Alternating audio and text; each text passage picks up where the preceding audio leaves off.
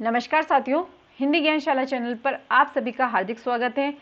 साथियों, जैसा कि आप सभी को विदित है कि आरपीएससी सेकंड ग्रेड ने अपना नया सिलेबस हिंदी विषय का जारी कर दिया है। उसमें बहुत सारे मेजर चेंजेस भी हुए हैं। आपकी कक्षा 9 से लेकर 12वीं तक की जो पुस्तकें थी वो हटा दी गई हैं। कुछ कहानियाँ, उपन्यास जो हैं, कविताएं जो थी वो हट गई हैं। नई कविता, कहानियाँ जो वहाँ पर ऐड की गई हैं, उन्हीं कहानी में से एक कहानी जो है उजाले के मुसाहिब नाम से वहाँ पर जोड़ी गई है, जो कि विजयदान देथा की हैं, जो कि हमारे राजस्थान साहित्यकार प्रमुख माने जाते हैं राजस्थान के। उन कहानी का मैं आज आपके सामने सारांश और महत्वपूर्ण तथ्य जो हैं वो लेकर आई हूँ। वीडियो बहुत ही महत्वपूर्ण है क्योंकि यहाँ से आपको कहानी की जितनी भी सार के रूप में मैं आपको यहाँ पर पढ़ाने वाली हूँ। साथ ही साथ कहानी जो है बहुत लंबी है किंतु बहुत मज़ेदार कहानी है। जब आप भी कहानी को पढ़ेंगे तो आपको बहुत ही मज़ा आने वाला है। तो उस कहानी को आज हम न पढ़ के सिर्फ उसका सार जो है वो हम पढ़ेंगे, क्योंकि कहानी जो है मैं आपके सामने 1-2 दिन के अंदर ही लेके आने वाली हूँ। तो पहले हम उसका सार जो है वो पढ़ लेते हैं, यानी कि उस कहानी का मूल तत्व क्या है वो आज हम जानते हैं। तो बहुत ही महत्वपूर्ण है, तो प्लीज़ वीडियो को पूरा देखिएगा। नई कहानी है तो थोड़ा सा आपको पढ़ना पड़ेगा 2 से 3 बार, किंतु जब आप उस कहानी को पढ़ लेंगे और जब ये वीडियो देखेंगे तो आपके इस कहानी से संबंधित जितने भी डाउट्स हैं वो क्लियर हो जाएंगे। तो बिना देरी के स्टार्ट करते हैं हम विजयदान देथा की कहानी उजाले के मुसाहिब। ठीक है, कहानी है उजाले के मुसाहिब।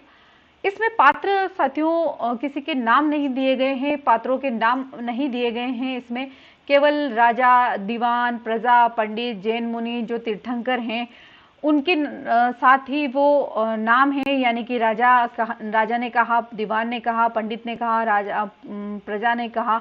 इस प्रकार की जो बातें हैं वो ही आती हैं, यानी कि राजा का संवाद और दीवान का संवाद एक दूसरे से बात करते हैं। इनका नाम कहीं पर भी कहानी में नहीं दिया गया है। तो पात्र से संबंधित आपके एग्जाम में कोई भी प्रश्न नहीं बनेगा, क्योंकि यहाँ पर पात्र है नहीं इस कहानी में। ये जो कहानी है आप देख सकते हैं कि एक राजा और रानी की, जो राजा रानी की कहानी है, अपने नाना नानी जो हमारे सुनाते थे हमें कहानियाँ, उस पर आप कह सकते हैं उसी प्रकार की जो ये कहानी है, बहुत ही इंटरेस्टिंग कहानी है, बहुत ही मज़ेदार कहानी है। अब इसमें जो कहानी की शुरुआत होती है वो चकवा और चकवी के संवाद से होती हैं, यानी कि एक चकवा पक्षी जो है अपनी चकवी को मतलब ये कहानी सुनाता है। तो वो किस प्रकार से सुनाता है वो हम आगे देखेंगे। और यहाँ पर सबसे जो मोस्ट इम्पोर्टेंट बात आती है कि मुसाहिब शब्द का अर्थ क्या होता है। मुसाहिब शब्द का अर्थ होता है हिसाब करने वाला, हिसाब जानने वाला, अंकेक्षक जो होता है वो, या कह सकते हैं हम अकाउंटेंट। ठीक है, अब हम उसका सारांश पढ़ते हैं, यानी कि कहानी का जो मूल सारांश है वो मैं आपके सामने पढ़ूंगी कि चकवा जो पक्षी है अपनी चकवी को लंबी रात काटने के लिए एक अनाम राजा की कहानी सुनाता है। यानी कि चकवा पक्षी जो है अपनी चकवी यानी कि पत्नी को, जिस प्रकार से शिव जो हैं अपनी पत्नी पार्वती को, माता पार्वती को कहानी सुनाते थे, उसी प्रकार इस यहाँ पर चकवा जो है अपनी चकवी को एक लंबी रात को काटने के लिए एक कहानी सुनाता है अनाम राजा की। यहाँ पर राजा का कोई नाम नहीं आया है। कि एक बार उस राजा के दरबार में एक जैन तीर्थंकर आए, यानी कि जैन तीर्थंकर जो थे, जैन मुनि जो थे, वो उस राजा के दरबार में जाते हैं। दरबार में प्रतिदिन खूब प्रवचन सत्संग होते हैं, यानी कि जब जैन मुनि तीर्थंकर वहां आते हैं तो उस दरबार में प्रतिदिन भजन, कीर्तन, प्रवचन, सत्संग इत्यादि होते रहते हैं। लेकिन इतने अच्छे कार्यों के होने पर भी राजा मूर्ख का मूर्ख ही रहता है, यानी कि अच्छे प्रवचन सुनने के बाद, अच्छा सत्संग होने के बाद भी, जैन मुनि की बातें सुनने के बाद भी वहाँ का जो राजा था, उस राज्य का जो राजा था वो मूर्ख का मूर्ख ही था, यानी कि उसे कोई भी बात समझ में नहीं आई। ज्ञान की बातें कह सकते हैं कि वो समझना ही नहीं चाहता था। उसे हर बात को अपनी मर्जी के अनुसार करने की आदत थी। यानी कि राजा जो था वो मन मर्जी का मालिक था, अपनी इच्छा अनुसार ही कार्य करना उसे पसंद था।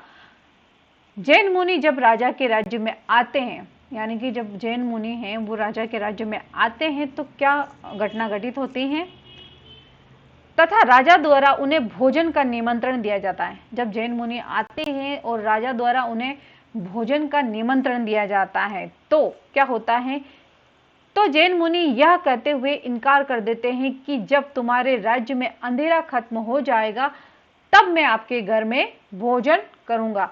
यानी कि जैन मुनि राजा से कहते हैं कि जिस दिन तुम्हारे राज्य में अंधेरा खत्म हो जाएगा मैं उस दिन आपके घर पर भोजन करूंगा। ठीक है, राजा को थोड़ी ये बात कड़वी लग जाती है और वो अंधेरा खत्म होने का मतलब समझ नहीं पाता है। मतलब यह कि जैन मुनि ने राजा की मूर्खता को पहचान लिया था। जैन मुनि जो थे काफी ज्ञानी इंसान थे, काफी संत थे अच्छे। वे राजा की मूर्खता को पहचान चुके थे कि यहाँ पर जो राजा है वो अंधेर नगरी है ये पूरी, और यहाँ का राजा जो है वो चौपट राजा है, यानी कि कुछ भी सही नहीं है। और वे जान जाते हैं कि यहाँ ज्यादा देर रुकना सही नहीं है, इसलिए जैन मुनि जो है वहां पर कुछ ही समय रुकते हैं और वापस वहां से चले जाते हैं। इस राज्य की स्थिति खराब है, लेकिन मूर्ख राजा मुनि की बात का सही रूप से समझ नहीं पाता। यानी कि जैन मुनि जो हैं वो जान जाते हैं कि यह जो राज्य है यहाँ की स्थिति बहुत खराब है, बहुत दयनीय स्थिति है। यहाँ जो है टकेसर खाजा और टकेसर भाजी जो हैं वो इस तरह का है, और चौपट राजा जो हैं उस तरह की यहाँ की नीतियाँ हैं राजा की। तो वहाँ पर भी ज़्यादा देर नहीं रुकते हैं और वे वहाँ से चले जाते हैं। किंतु मूर्ख राजा जो हैं वो मुनि की बात को सही रूप से समझ नहीं पाता। यानी कि जब मुनि कहते हैं जैन तीर्थंकर कि तुम्हारे राज्य में जब अंधेरा खत्म हो जाएगा तब मैं आपके यहाँ पर भोजन करूँगा, तो वो अंधेरे का मतलब कुछ और समझ लेता है।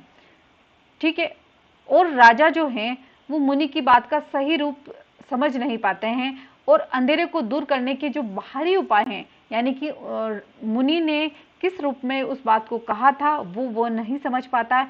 वो समझता है कि जो बाहरी अंधेरा है उसको हटाने की बात मुनि कर रहे हैं।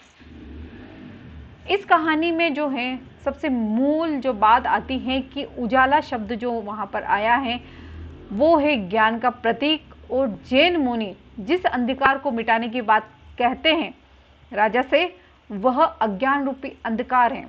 यहाँ अंधेरा जो है अज्ञानता का प्रतीक है। जिस अंधकार को मिटाने के लिए जैन मुनि राजा से बात करने की कहते हैं वो अज्ञान रूपी है, अंधकार था। इसका अर्थ है कि राजा के राज्य में व्याप्त अज्ञानता और सामंतवादी अंधेरे को दूर करना। यानी कि जैन मुनि का जो मूल कथन था वहां पर राज्य में व्याप्त अज्ञानता का जो अंधकार था, सामंतवादी अंधकार जो था उसको दूर करना था। किंतु राजा मूर्ख है और वो उस बात को समझ नहीं पाता। वह मुनि की बात का अर्थ जो है वो दूसरा निकाल लेता है।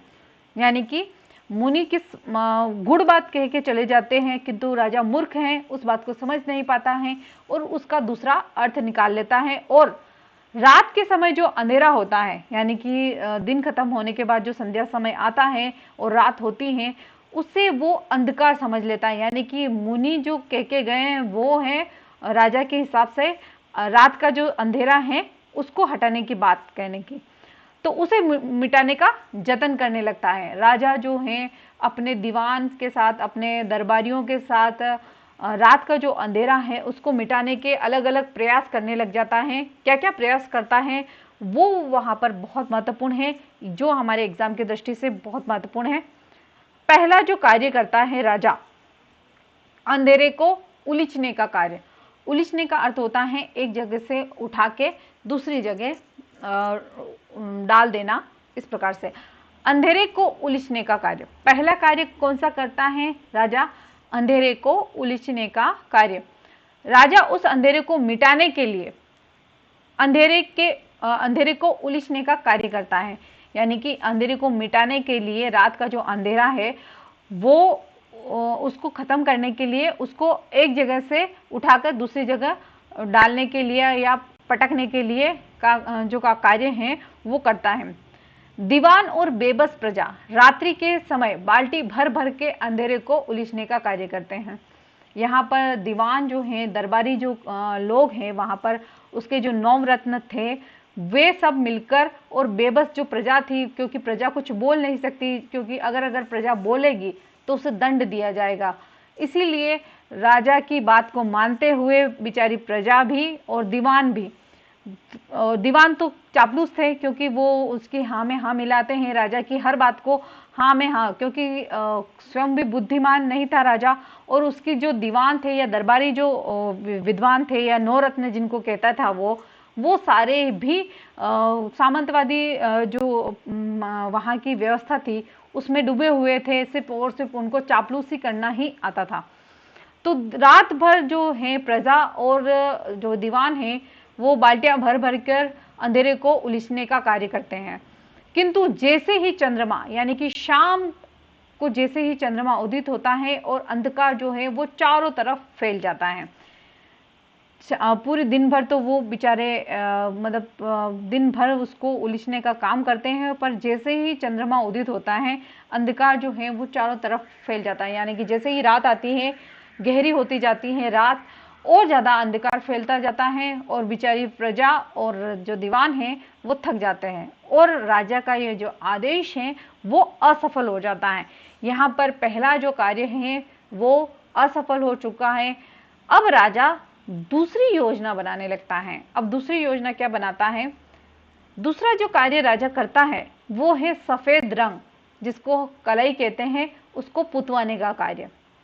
कैसे करता है आगे देखते हैं कि राजा अपनी मूर्ख बुद्धि का प्रयोग करके अपने दीवान को आदेश देता है कि अंधेरे की जगह पूरे राज्य में सफेद रंग यानी कि कलई जो है वो पुतवा दो। राजा जो है दीवान को आदेश देता है कि जहां जहां पर भी पूरे राज्य में अंधेरा है, आपको दिखाई देता है, सफेद कलर ले लो और उस पर पेंट कर दो, यानी कि पोत दो उसको पूरा, तो सारा जो अंधकार है, जो काला रंग है वो सफेद हो जाएगा और अंधकार जो अंधेरा है वो खत्म हो जाएगा और उजाला ही उजाला हो जाएगा। दरबारी राजा की आज्ञा का पालन करते हैं क्योंकि उनकी बेबसी है और चापलूसी भी करते हैं, और उनकी क्या है कि अब बस जो बताता जाता है राजा वो करते जाओ, बस अपना क्या है, क्योंकि ज्यादा अगर बोले तो राजा दंड देता है। परंतु जैसे ही दिन खत्म होता अंधेरा फिर कायम हो जाता। पूरे दिन भर तो वो पुताई करते हैं और जैसे ही रात होती और जो सफेद रंग है वो भी काला शाह हो जाता, यानी कि उसमें दिखाई भी नहीं देता। रात होते ही अंधकार फिर से आ जाता था। जैसे ही शाम होती है, ये तो प्रकृति का नियम है कि दिन के बाद संध्या ही होती है, फिर दिन आता है।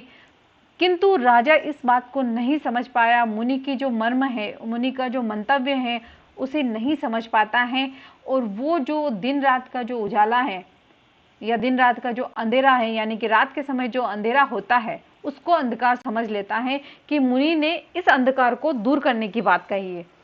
तो वो फिर से उसमें लग जाता है कि किसी भी तरह से इस अंधेरे को खत्म कर दिया जाए, और फिर क्या करता है, अंधेरा जो है पुनः वापस आ जाता है जैसे ही संध्या होती है और अंधेरा फिर से गहराने लगता है। रात होते ही अंधकार फिर से आ जाता है। किंतु यहाँ पर थोड़ा सा हम कह सकते हैं राजा का लक था कि उस रात चांदनी रात होती, यानी कि पूर्णिमा की रात होगी तो थोड़ा सा उजाला रहता है, जिसके कारण दरबारी और राजा को लगता है कि थोड़ा तो अंधेरा खत्म हो गया। यानी कि चांदनी रात को उन्होंने इस तरह से कह दिया कि हमने जो सफेद कलर पुतवाया था उसके कारण ये जो अंधेरा है वो खत्म हो गया। किंतु फिर से जब अंधेरा जो है वो गहराने लगता है, जैसे जैसे हमारी रात बढ़ती जाती है अंधकार जो है वो गहराने लगता है, तो राजा का जो दूसरा कार्य था उस पर भी पानी फिर जाता है, यानी कि दूसरी जो योजना होती है वो भी असफल हो जाती है। अब क्या करता है राजा? अब करता है तीसरा कार्य, यानी कि तीसरा काम कौन सा करता है, वो है मशाल जलाने का आदेश। मशाल जलाने का आदेश देता है। इस बार राजा प्रजा और दरबारियों को अंधकार मिटाने के लिए मशाल जलाने का आदेश देता है, पर यह योजना भी असफल हो जाती है।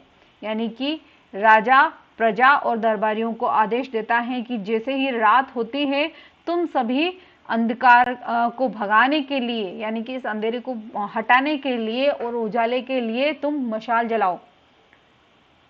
जैसे ही मशाल जलाते हैं और जो रात्रि का समय वापस से आता है तो फिर से वही स्थिति हो जाती है कि अंधकार फिर से छाने लग जाता है और फिर से जो वहाँ पर अंधेरा आ जाता है। तो राजा को लगता है कि यह योजना भी क्या हो गई, असफल हो गई। अगली योजना क्या बनाता है, चौथा कार्य क्या किया जाता है राजा के द्वारा कि सूरज की किरणों को बांधने का प्रयास। कितना मूर्ख राजा रहा होगा उस कहानी का कि उसने सूरज की किरणों को बांधने का प्रयास किया। कैसे योजना बनाई होगी आप सोच सकते हैं। इतनी सारी योजना असफल होने पर भी मूर्ख राजा समझ नहीं पाता है और चौथी योजना बनाता है।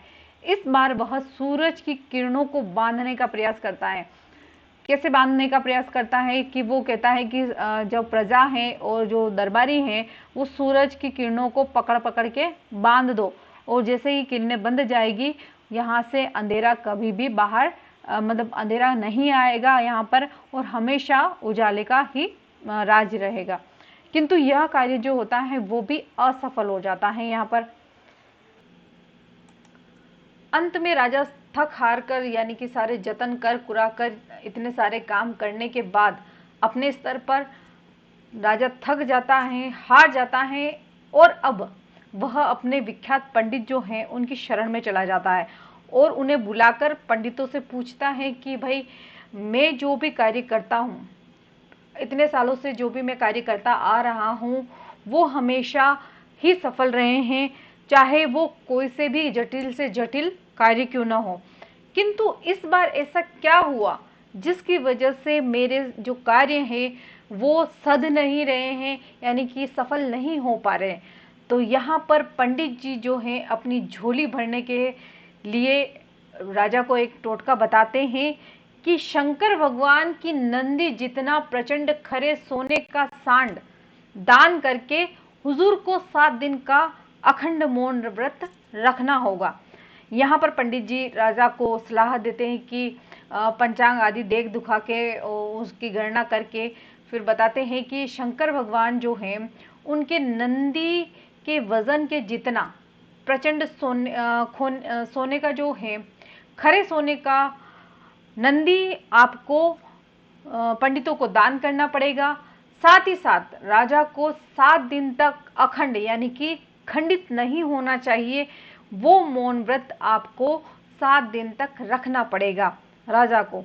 राजा थोड़ा चौंक जाता है क्योंकि वह 7 दिन तक मौन व्रत धारण नहीं कर पाता।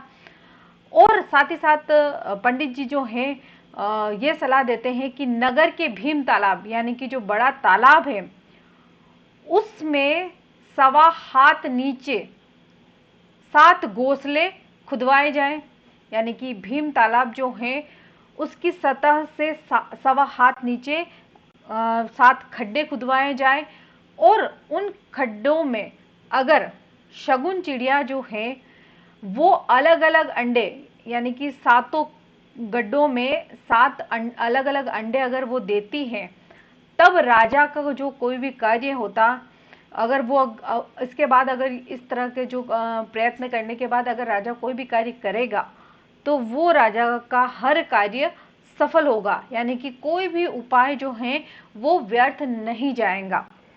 यहाँ पर फिर पंडित जी कहते हैं कि अगर इस तरह से राजा इस तरह का उपाय कर लेता है तो फिर तो राजा सूरज को अपनी हथेली में लेकर खेल सकते हैं और चांद को लात मारकर, पैर मारकर, ठोकर मारकर उसको फेंक सकते हैं, यानी कि उछाल सकते हैं।